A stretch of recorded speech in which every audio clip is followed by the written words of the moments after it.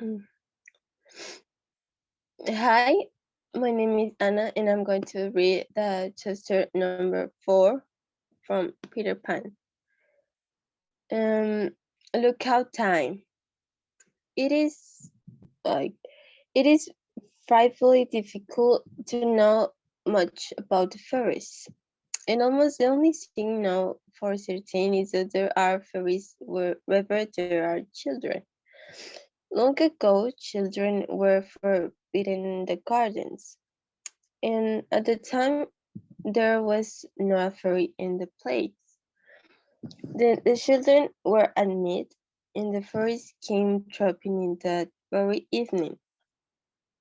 They can recede following the children, but you seldom see them, probably because they live in the daytime behind the railings, where where you are not allowed to go, and also partly because they are so cunning. They are not a big cunning after Lookout, but until Lookout, my word. When you were a bird, you knew the fairies pretty well, and you remember a good deal about them in your babyhood, which it is a great pity you can write down, for greatly you forget, and I have heard of children who declare that they have never once seen a fairy. Very likely is if they say this in the Kensington Gardens. They were standing looking at a fairy free all the time. The reason they were cheated was that she pretended to be something else. This is one of their best tricks. They usually pretend to be flowers because the course sits in the fairy's basin and there are so many flowers there. And all along the baby walk, that a flower is the thing least likely to attract attention. They dress exactly like flowers and change with the season, putting on white while lilies are in and blue for bluebells, and so on. They like crocus and hyacinth time best of all, as they are partial to a bit of color, but tulips, except white ones, which are their favorite candles.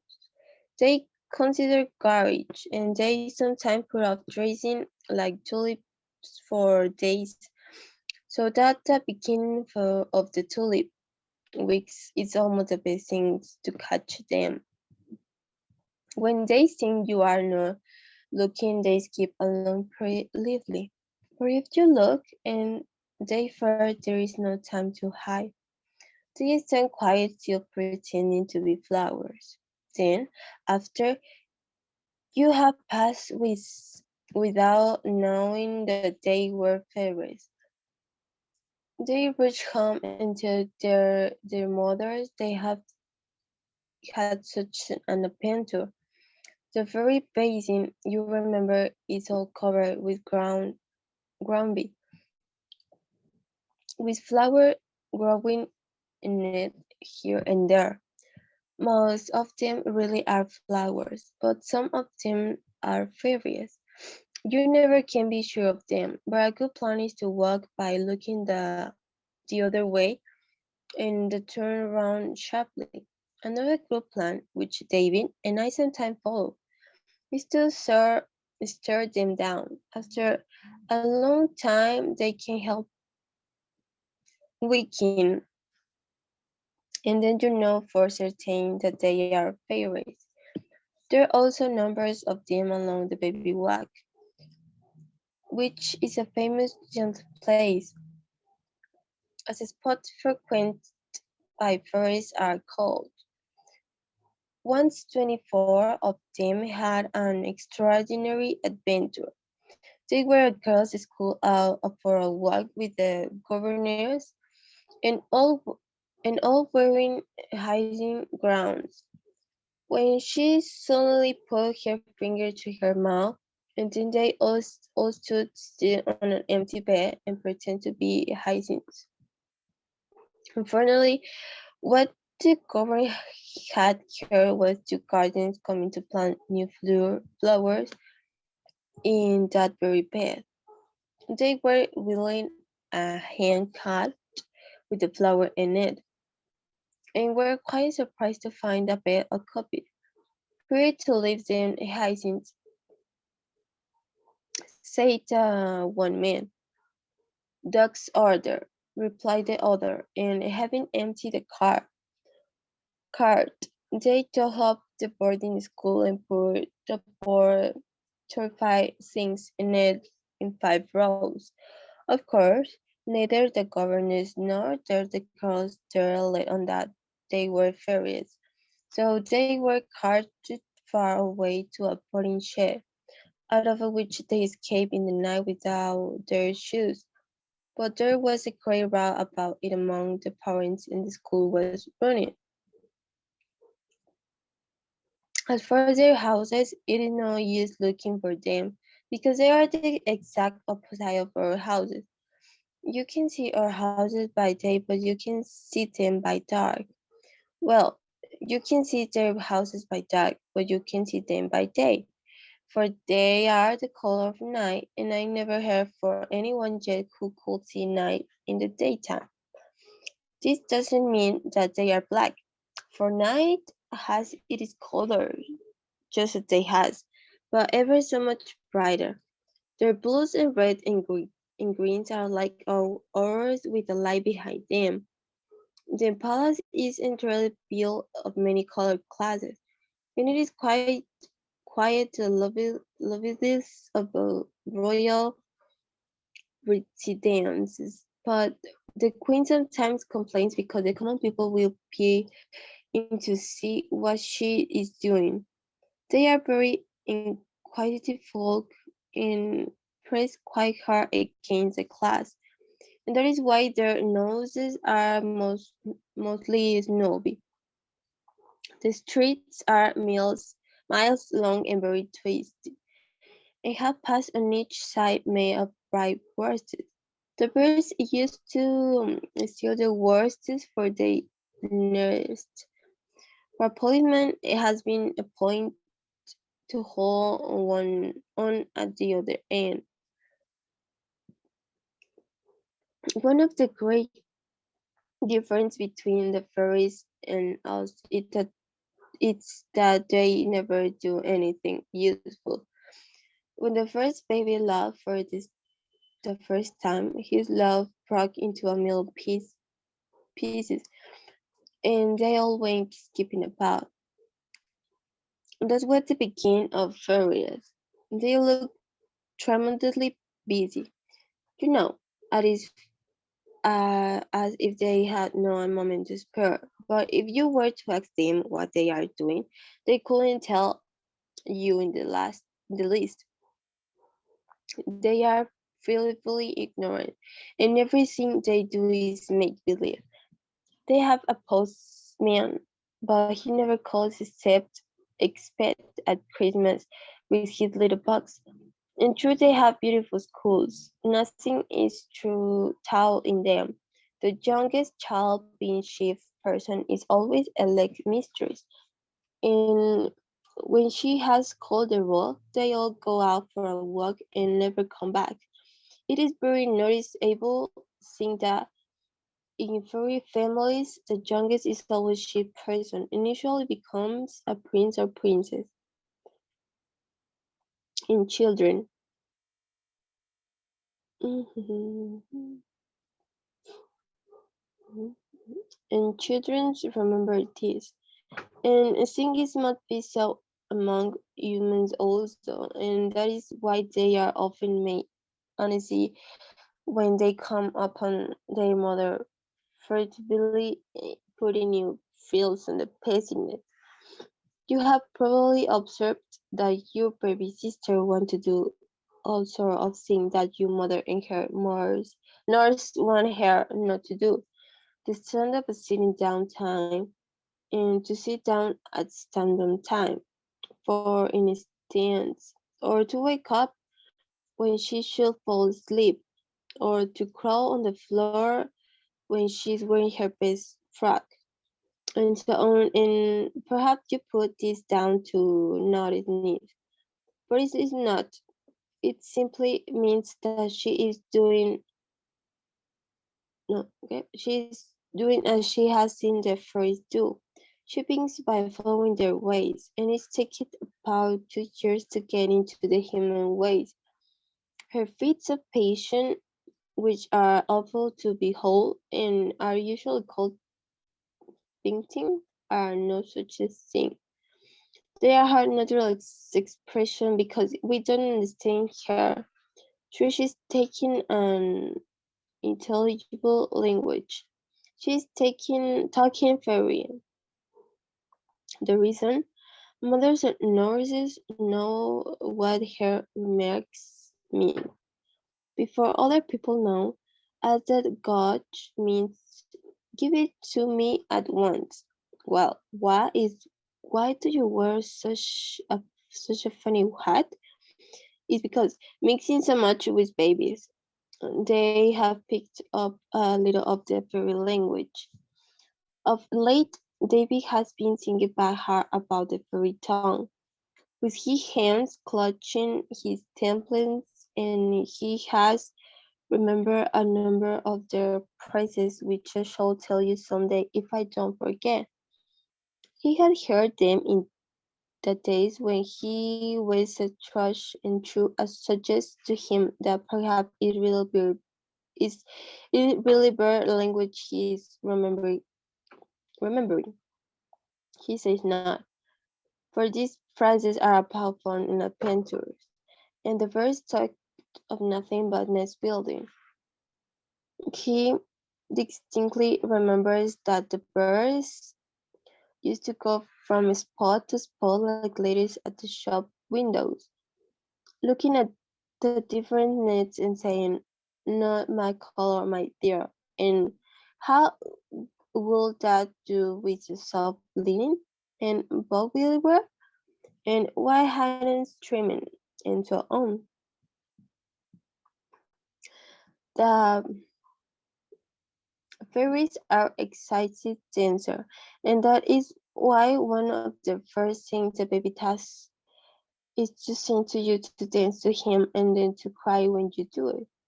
They throw their great balls in the open air in what is called a fairy ring. For weeks afterwards, you can see the ring on the grass. It is not there when they begin, but they make it be by waltzing round and round. Sometimes you will find mushrooms inside the ring, and these are fairy chairs that the servants have forgotten to clear away. The chairs and the rings are the only tail marks these little people leave behind them, and they will remove, and even these were they not so fond of dancing that they too eat it the very moment of the opening of the gates. David and I once found a fairy ring quite warm, but there is also a way of finding out about the ball before it takes place. You know the birds which tell at what time the gardens are to close today. Well, this tricky fairy sometimes slyly change the bird on a ball night. So that is says that gardens are to close at 6:30. For an instance instead of at 7. This enables them to get begun half an hour earlier. Is one such a night we could remain behind the gardens. The famous Mamie Man Noreen did. We might see delicious sights, hundreds of lovely fairies listen to the ball. The, the myriad ones wearing their wedding rings round their waists. The gentleman all in uniform holding up the ladies, trains and lickmen running in front carrying winter cherries, which are the fairy lanterns, the cloakroom where they put on their silver slipper and get a ticket for their crabs. The flower is streaming up from the pavy walk to look on, and always welcome because they can lend a pen.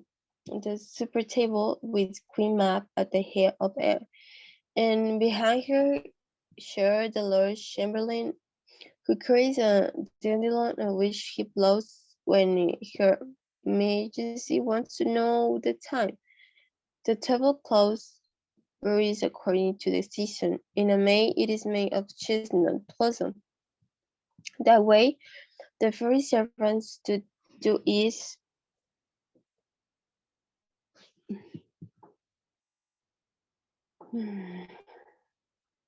this to do this. The men scrub them, climb up the trees and shake the branches, and the blossom falls like snow. Then the lady servants sweep it together by washing their skirts until it is exactly like a tablecloth, and that is how they get their tablecloth. They have real glasses and real wine of three kinds, namely blackthorn wine, berries wine, and cloudlip wine. The queen pours out, but the bottles are so heavy that she just pretends to pour out. There is bread and butter to begin with, of the size of a threepenny bit, and cakes to end with, and they are so small that they have no crumbs. The fairies sit round on mushrooms, and at first they are well behaved and always called off the table, and so on. But after a bit they are not so well behaved, and stick their fingers into the butter which it got from the roots of old trees, and he really horrid ones crow.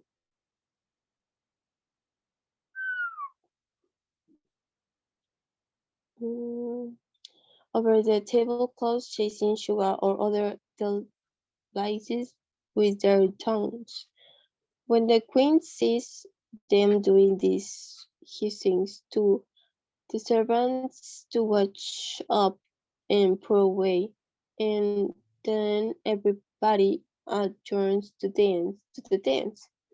The queen walking from white, the Lord Chamberlain walks behind her, carrying two little pots, one of which contains the juice of wallflower and the other the juice of Solomon's seals.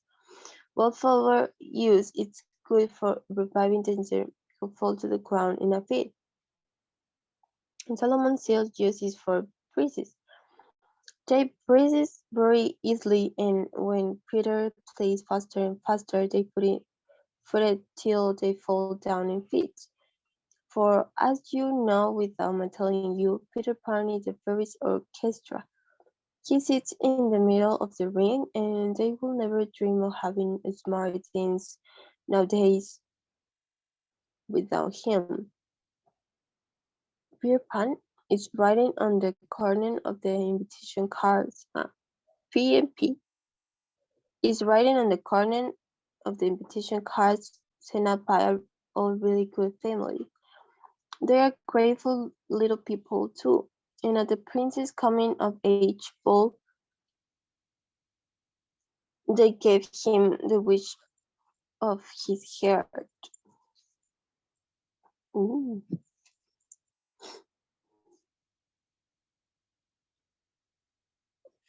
The way it was done was this: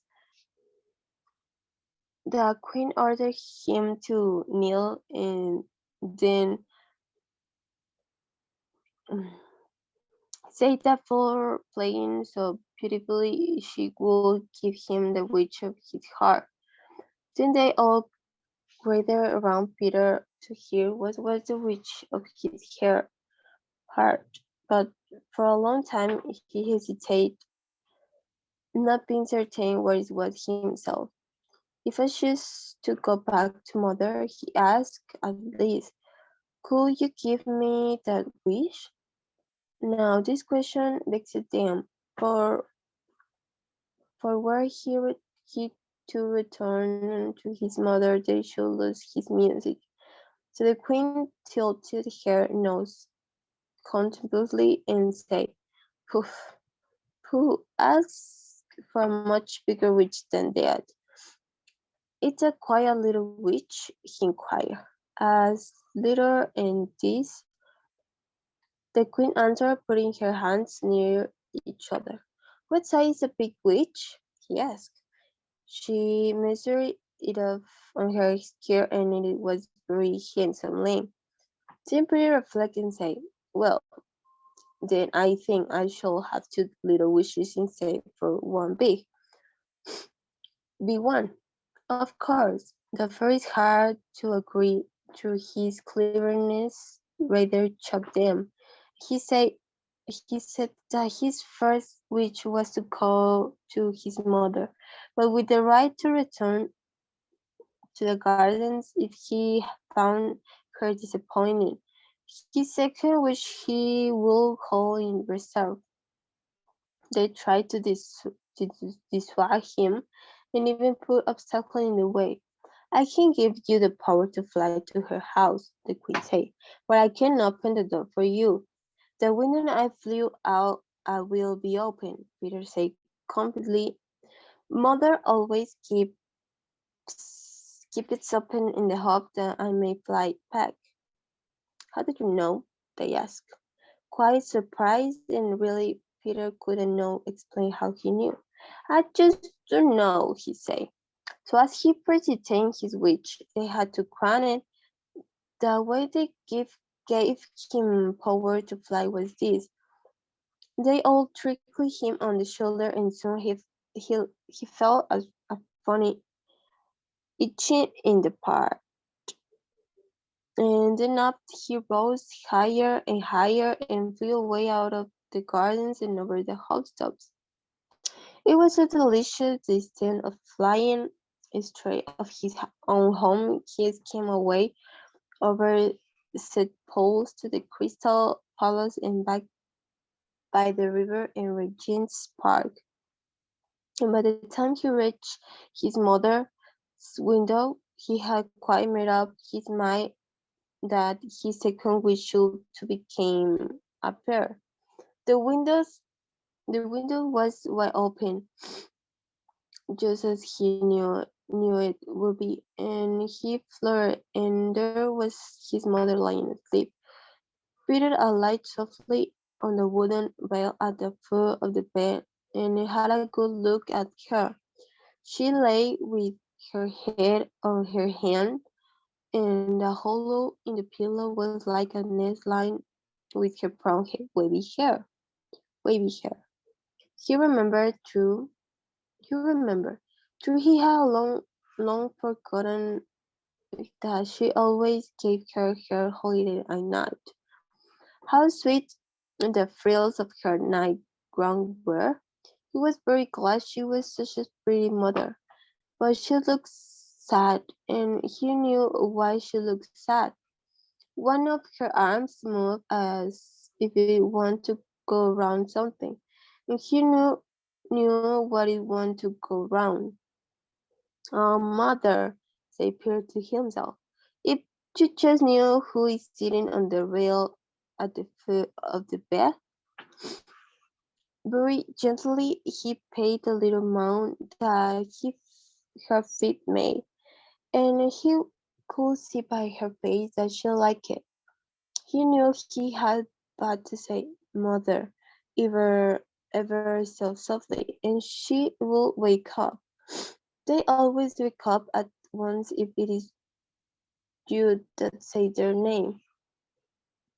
Then she will give such a judge's cry and squeeze him tight. How nice that will be to him, but oh, how exquisitely delicious it will be to her. That I am afraid how Peter regretted it.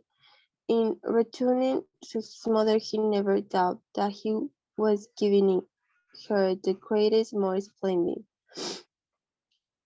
giving her the greatest treat a woman can have. Nothing can be more splendid, he true, than to have a little boy of your own. How fond of him they are, and very right and proper too. But why does Peter sit so long on the rail? Why does he not tell his mother that he has come back? I quite shrink from the truth, which is he had there into mind. Sometimes he looks longingly at his mother, and sometimes he looks longingly at the window.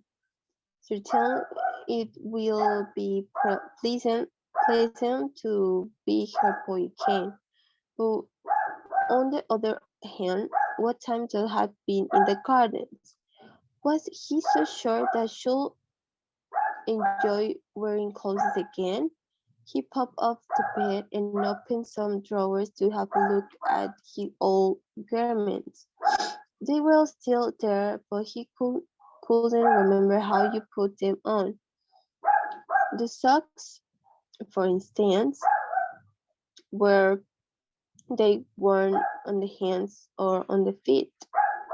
He was about to try on of them on his hand, when he had a great adventure.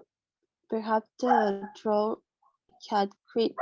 At any rate, his mother woke up, for he heard her say Peter, as if it was the most lovely word in the language. He remained sitting on the floor and held his breath, wondering how she knew that he had come back. If she said Peter again, he meant to quiet mother and run to her. But, but she spoke no more. She made little moans only, and when he next peeped at her, she was once more asleep, with tears on her face. It made Peter very miserable. And what do you think was the first thing he did? He did, sitting on the rail at the foot of the bed. He played a beautiful lullaby to his mother on his pipe. He had he had made it up himself out of the way she said Peter, and he never stopped playing until she looked happy. He threw this so clever of him that he could scarcely resist wakening her to her say, "Oh, Peter, how exquisitely you play!" However, as she now seemed comfortable, he again cast look at the window. You may not think that he made it flying away and never coming back. He had quite decided to be his mother's boy, but hesitate about beginning tonight. It was the second which troubled him. He no longer meant to make it a wish to be a bird, but not to ask for a second wish seemed wasteful. And of course, he couldn't ask for it without returning to the forest. Also, if he put of asking of his which too long it might go back. He asked himself if he had not been hurt to fly away without saying goodbye to Solomon. I should like awfully to sail in my boat just once more, he said wistfully to his sleeping mother. He quite argued with her as if she could hear him. It will be so splendid to tell the birds of this adventure, he said coldly. I promise to come back, he says solemnly, and mean it too. And in the end, he flew away. Twice he came back from the window wanting to kiss his mother, but he feared the delight of his mind waking her. So at last he played her a lovely kiss on his pie, and then he flew back to the gardens. Many nights and even months passed before he asked the fairies for his second wish, and I'm not sure that I quite know why he delayed so long. One reason was that he had so many goodbyes to say, not only to his particular friends, but to 100 favorite spots. Then he had his last sale and his very last sale, and his last sale of all, and so on. Again, a number of farewell feasts were given in his honor. And another comfortable reason was that, after all, there was no hurry, for his mother would never worry of waiting for him. This last reason displays old Solomon, for it was an encouragement to the birds to recognize. Solomon has several excellent morals for keeping them at their work, such as never put off laying today because you can lay tomorrow. And in this world, there are no second chance. And just here was Peter gaily putting off and know the words for it. The birds point this out to each other and fell into lazy habits. But mind you, true Peter was so slow in going back to his mother. He was quiet, decided to go back. The best proof of this was his caution with the fairies. They were most anxious that he should remind the gardens to play to them, and to bring his to pass they tried to trick him into making such a remark as, "I wish the grass was not so wet," and some of them danced out of time um, in the hope that he might cry, "I do wish you would keep time." Then they would have said that this was his second wish, but he mocked their design and through an occasion he began, "I wish he always stopped in time." So when at last he said to them, probably, "I wish now to go back to mother forever and always." They had to trick his shoulder and let him go. He went in a hurry in the end because he had dreamed that his mother was crying, and he he knew what was the great thing and she cried for, and that a hue from her splendid Peter would quickly make her to smile. Oh, he fell short of it, and so eager was he to be nuzzling in her arms that this time he flew straight to the window, which was always to be open for him.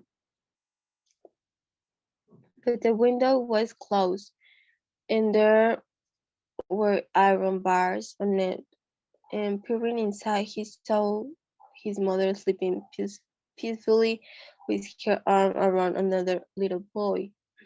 Peter called, "Mother, mother!" But she heard him not, and then he beat his little limbs against the iron bars. He had to fly back, sobbing to the gardens, and he never saw his there again.